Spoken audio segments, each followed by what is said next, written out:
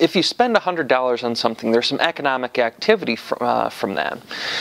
But you have to account for where that money comes from. And if you account for the investment in new renewable energy facilities and the increase in cost to ratepayers, the effect is decidedly negative from this. And in fact, we estimate that that this will cost the state 10,540 jobs in 2025.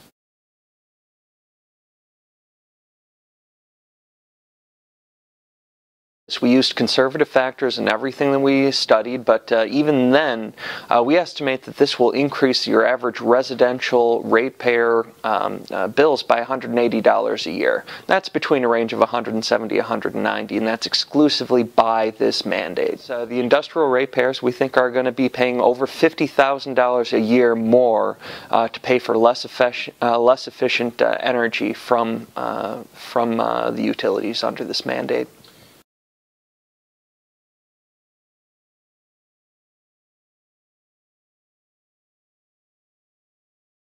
The interesting point that I think they were trying to make is tied into the larger national issue of energy independence. But that really doesn't make sense on a state level. I mean, we're not worried about West Virginia's undue influence on Michigan policy. In fact, I think it points to a broader subject, and that's Michigan's actually been gaining in the world economy.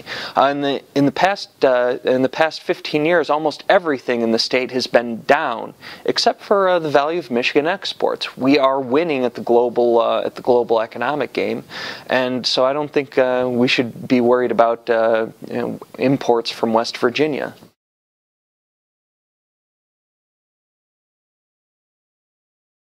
Yeah, the state and federal governments have already been spending billions of dollars supporting alternative energy. Solar, wind are the two biggest areas, although even the state of Michigan's been spending some more money incentivizing biomass industries. But government favors are not a sustainable advantage. There's always another government, whether it be Denmark or Germany or Spain or China, that are willing to spend a lot more than you can afford on these industries. And if you add on top of that crony capitalists and their politician friends, there has been a remarkable amount of wealth destruction by awarding these subsidies to politically favored industries.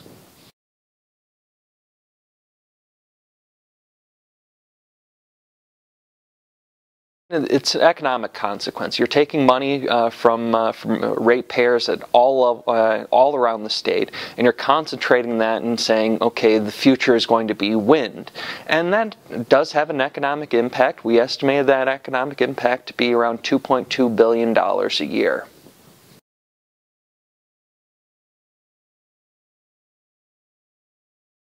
Yes, we'll be likely to produce less emissions in Michigan, but by driving up the cost of electricity, you're incentivizing economic activity to happen in other states where we've got very mobile industries, very mobile workforces, and so the economic activity and the emissions associated with them that would have been happening in Michigan are likely to happen someplace else.